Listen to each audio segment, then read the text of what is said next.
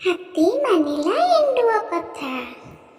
ହାତୀ ଆସୁଥିଲା ସୁଣ୍ଡ ହଲାଇ, ମେଣ୍ଢା ପଲ ଦେଖି କଲେ ପଳାଇ। ନଈରେ ପଶିଲା ହାତୀ, ସୁଣ୍ଡରେ ତାହାର ପିଚିକାରି ମାରି ପାଣି ଖେଳେ ଗଲା ମାତି।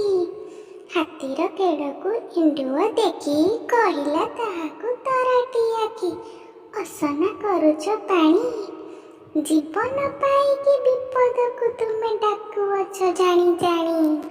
ସୁଣ୍ଡକୁ ଉଠାଇ ମୁଣ୍ଡ ହଲାଇ ହାତୀ ପଚାରିଲା ଏଣ୍ଡୁଅ ଭାଇ, କହିଲ ମତେ, ଜୀବନ ପାଇ ମୁଁ କେଉଁ ବିପଦକୁ ଡାକି ଆଣୁଅଛି ସତେ।